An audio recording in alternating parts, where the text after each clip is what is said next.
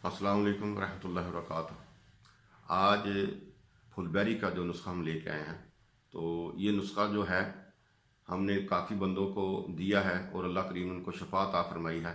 और हमारे दोस्तों ने भी आगे, कुमाम ने आगे इसको तकसीम किया है, तो उनको भी अल्हम्दुलिल्लाह 4-5 माह में ये बिल्कुल ये जो मर्ज़ था फुलबेरी का जड़ से ख़त्म हो गया। तो आपने मेरे भाइयों क्या करना है, बागची लेनी है। बागची बागची और सौंफ, ये दोनों चीज़ें हम वज़न लेकर इसका सफ़ूफ बना लेना है। और हर खाने के बाद आपने 6 माशा इसको इस्तेमाल करना है।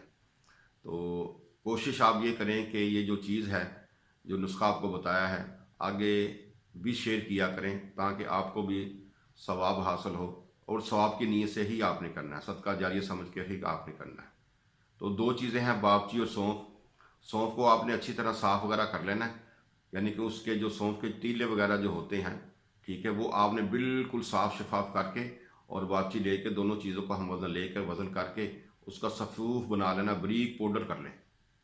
तो सुबह दोपहर शाम नीम गर्म पानी के साथ खाने के 1 घंटे बाद आप लें। इंशाअल्लाह ताला अल्हम्दुलिल्लाह के फजल करम से आप बिल्कुल बेहतरीन हो जाएंगे और फुलबेरी जैसा जो मर्ज़ है बिल्कुल ख़त्म हो जाएगा।